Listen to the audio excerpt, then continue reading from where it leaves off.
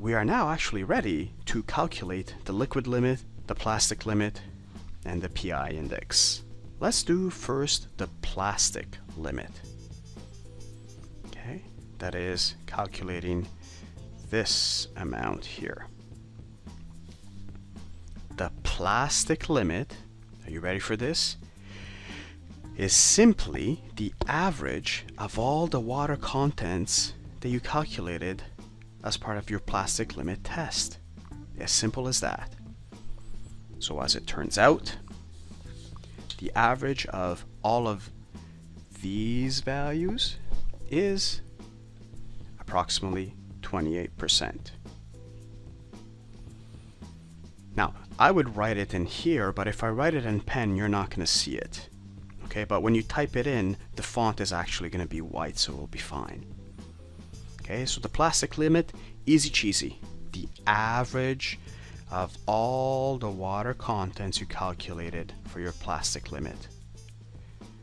The liquid limit you actually get by filling in this table. You have a similar table in your textbook right here, and it's on page 57 of your textbook. I have reproduced this table for you right there, the tables and the figure there for you. Okay, so on the y-axis you have the water content as a percentage. On the x-axis you have the number of blows. It's a logarithmic scale that goes from 10 to 100. That means each one of these lines is an increment of 10. So that's 10, 20, 30, 40, 50, 60, 70, 80, 90, 100. And this line here corresponds to 25 blows. Now I'm going to explain in words first how to do the liquid limit, and then I'm going to show you. The liquid limit for this soil sample is determined by plotting the number of blows versus water content on this table. Then putting a line of best fit through those points, and wherever that line of best fit crosses the 25 blows, that's going to be the liquid limit. Now, I'm just scanning all of these water contents, and they go from a low of 31.7% to a high of 84.5%. And my y-axis only goes from 50 to 60%. So what I'm going to do first is go to my Excel spreadsheet and change the scale. Okay, so here I am in my Excel spreadsheet, and this is more or less what it looks like for you too, other than the numbers might be different or missing. But you'll notice that here I go from 50% to 60%, but instead I want to make it larger, say from a low of 32% to a high of 84%. So say from 30 to 80%. So what I would do then is just double click on the units on my y-axis, and this menu appears titled Axis Options. Then I get to choose the lowest number that I can have here on the y-axis, say 30% or 0.3, and the highest number, say 80% or 0.8. Heck, if I wanted to, I could even go from 0 to 100% on this axis. Close, and then notice, see what happened here? We went from 0% to 100%. And that is a table that now I'm going to use when it comes to filling in the points. Okay, so here we are. I've reprinted this table, or this figure, to go from 0% to 100%.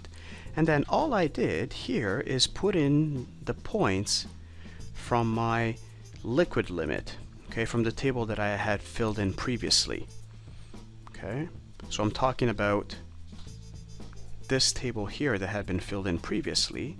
I simply took my water content on the y-axis and number of blows on the x-axis, and this is what it looks like.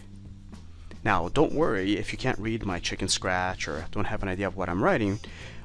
I've provided the filled in results for you on Blackboard as well as a properly Excel prepared table like that, or figure like that. Now I've zoomed in. I went from 50% to 60% because that's where the line of best fit was going in. Okay. So what happens then is you're basically going to get some kind of a straight edge tool. So say a straight edge like this, and then based on all the data, you're going to fit a line of best fit.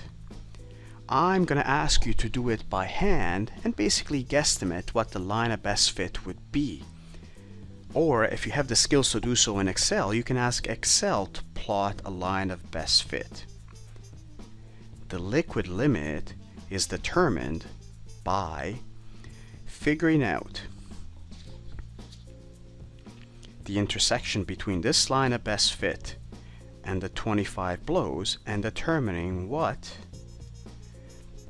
that liquid limit is. Okay. So I'm going to go back for a second to this data. My line of best fit comes out to be about, say, about there. Okay, that's the line of best fit.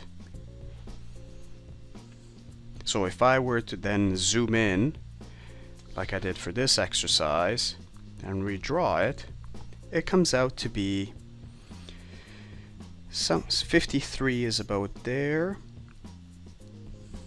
53%. So that's I guess 53.6, 53.7. So this here then for the liquid limit, I think I would say 53.6, 53.7. Okay.